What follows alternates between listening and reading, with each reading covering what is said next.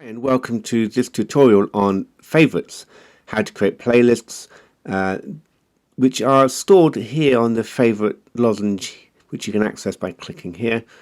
So how do we get that? So here we are in the database of games, and I've got my filters. I've already pre-selected some games here, and you'll see in the cards we've got a heart, quite familiar to anyone using internet, that this is where you add your favorites. So I've already got one in my favorites, that's now colored red.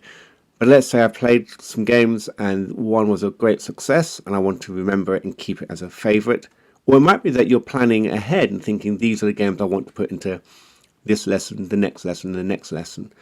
So from here we can click the heart and we have some options. We can just add it to the wish list, and that will then add it straight to the general wish list of things we like. Or we can actually add it into a playlist. So I've already created these are here that I've created. I created a playlist called IMP Week 3 for Chris, different weeks. I created a playlist called Mellow Times, and I got some games in there, and I created a playlist for relaxing visual games.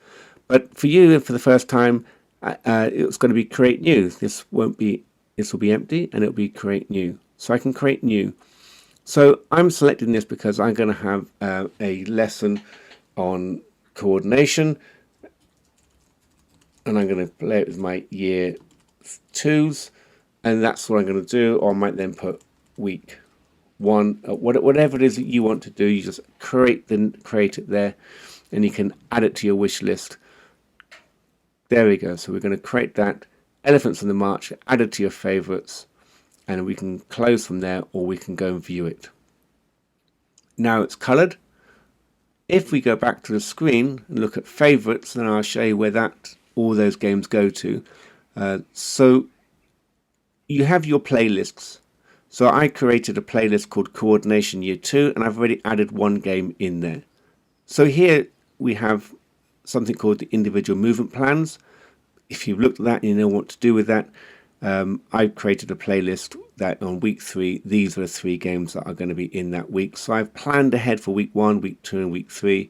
I've got a game there for some mellow times. I'm going to start adding some more games because I really like some mellow times in my class, and this is one game I knew I liked. Here I've already added 3 games into one called visual relaxation. Your favorite games, so if they don't go into a specific category that you created, a playlist like I've done here, my favorite games, there are 5. If you just click favorite and don't add it into any folder because you don't have to, then they will all appear at the bottom of the screen as my favorite games. When you added it, you can then move these games into any one of these. You think Circulation Beats, it's not just my favorite game, that's an excellent game for mellow times or what have you. So you can move them about from here.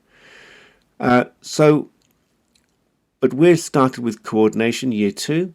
I can either delete that, I can rename it, there's a date I did it, and then I want to look at it a bit further. So I click on Coordination Year 2, and then down the bottom there, Coordination Year 2, here's the game. Now, you're going to be adding more than one game. You're going to add a few games in there probably for a lesson. But all you have to do now is click on the game, and that will take you straight to the page where the game is, where you can then download the PE card or the display card.